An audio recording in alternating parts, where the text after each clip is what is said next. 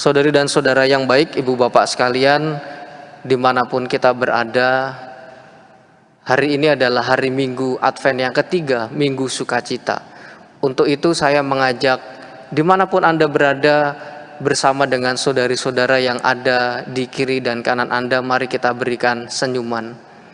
Saya beri senyum kepada para petugas liturgi hari ini. Kita berikan senyuman yang terbaik. Minggu Sukacita, begitu kan? Ya, ini sudah senyum terbaik ya.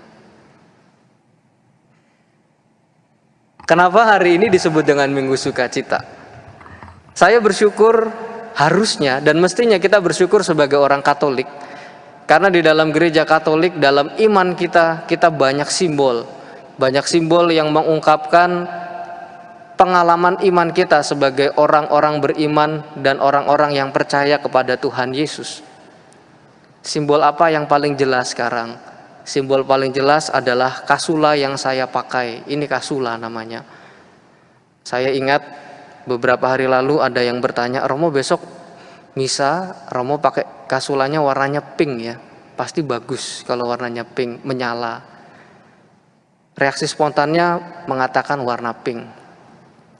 Sebenarnya ini adalah warna merah muda, atau sebenarnya tadi kami juga diskusi dengan Mbak Lektris, dengan Bapak Koster.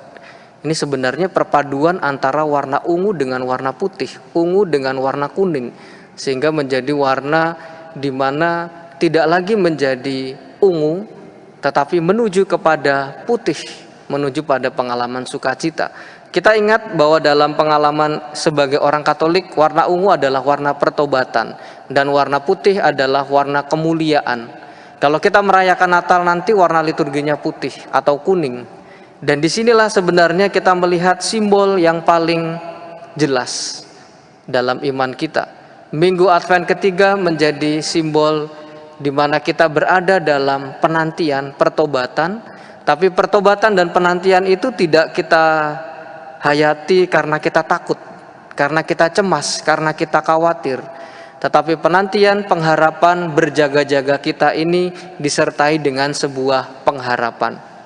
Berbeda ya, kalau kita berjaga-jaga karena takut, sama berjaga-jaga karena kita punya pengharapan akan sesuatu. Dan inilah yang dikatakan dalam bacaan-bacaan hari ini, bersukacitalah, jangan takut. Karena kenapa? Karena juru selamat kita akan segera datang. Ajakan untuk bersukacita untuk saya pribadi dan untuk kita sebagai orang Katolik menjadi sebuah ajakan yang sangat khas, menjadi istimewa di Minggu Advent yang ketiga ini. Apa istimewanya? Ajakan bersukacita ini bisa kita tanyakan lebih lanjut. Apa maksudnya bersukacita? Bagaimana bersukacita? Tuhan, bagaimana kami harus bersukacita di tengah-tengah kami berjuang dalam hidup kami? Bagaimana kami harus bersukacita di tengah-tengah tantangan-tantangan yang harus kami hadapi? Bagaimana kami bersukacita dengan semangat bahwa kami juga ingin melakukan pembaharuan diri? Pertanyaan inilah yang muncul di dalam bacaan Injil.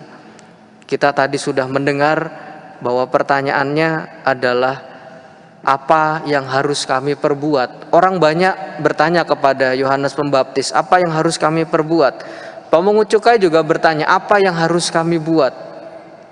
Dan saya merasa baik juga kita bertanya dalam diri kita, apa yang harus kami perbuat di Minggu Advent yang ketiga ini? Apa yang harus kami perbuat supaya hati kami semua, supaya hati kita bersukacita?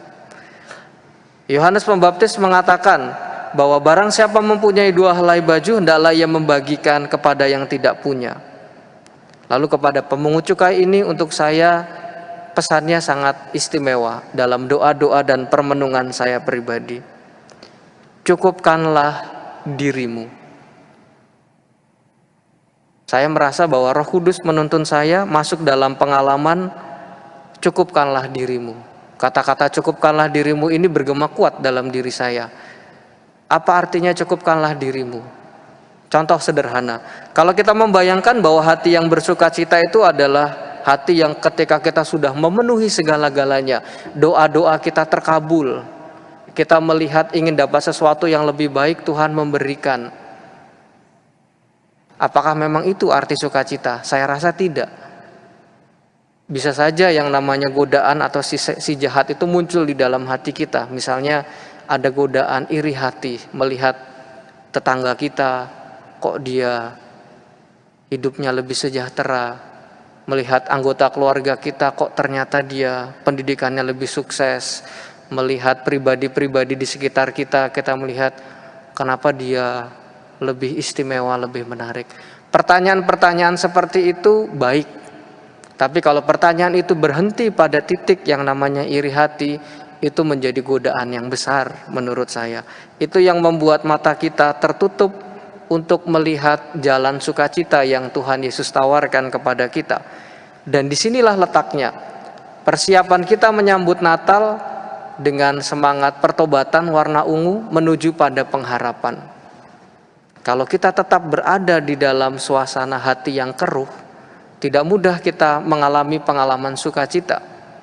Kalau hati kita penuh dengan kedengkian dan iri hati, pastinya tidak terlalu mudah untuk kita melihat bagaimana Tuhan itu bekerja. Dan persis disinilah saudari dan saudara yang baik, saya pribadi mengimani apa yang dikatakan Yohanes Pembaptis ini bunyinya sangat kuat. Cukupkanlah dirimu. Kata cukupkanlah dirimu mengandung arti bagaimana kita bisa bersyukur dalam hidup kita dengan apa yang kita miliki saat ini. Bersyukur artinya bisa menerima apa yang kita punya. Kita bisa makan, syukur kepada Allah. Kita bisa misa bersama, ini adalah rahmat syukur kepada Allah. Saya bisa merayakan Ekaristi dengan Anda semua, ini adalah berkat Tuhan, syukur kepada Allah.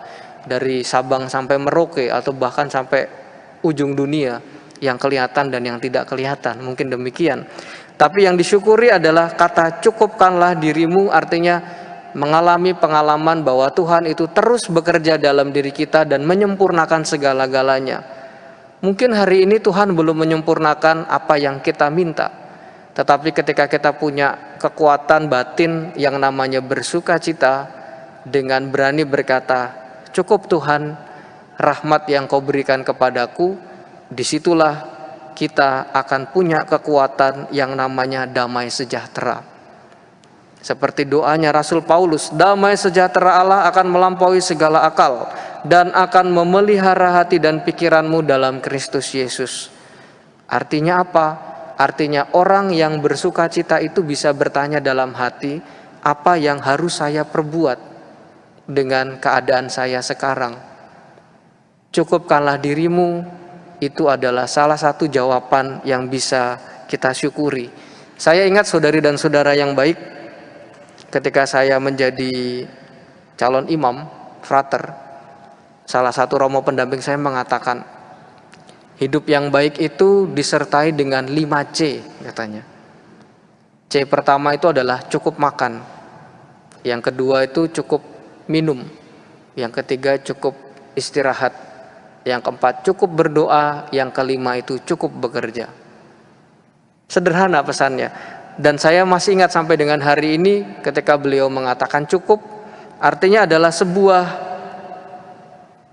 keberanian untuk mengatakan bahwa iya, ada saatnya kita bekerja, ada saatnya kita beristirahat, ada saatnya kita berharap, ada saatnya kita berduka, karena semuanya sudah disempurnakan oleh Tuhan pada saatnya yang tepat. Dan kata cukup ini membuat kita memiliki hati yang penuh syukur. Hati yang penuh syukur membuat kita bersukacita. Hati yang penuh dengan sukacita akan membuat kita hidup dalam damai sejahtera. Dan inilah yang sebenarnya diharapkan. Sehingga nanti ketika hari raya Natal, Tuhan Yesus yang tinggal di dalam hati kita itu sungguh-sungguh membawa damai sejahtera dalam keluarga, komunitas di mana kita berada, kita bekerja, dan kita hidup bermasyarakat.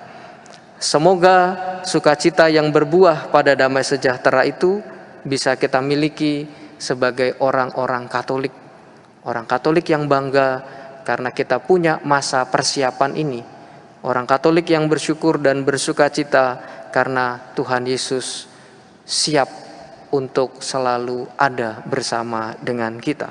Kemuliaan kepada Bapa dan Putra dan Roh Kudus, seperti pada permulaan, sekarang, selalu, dan sepanjang segala abad. Amin.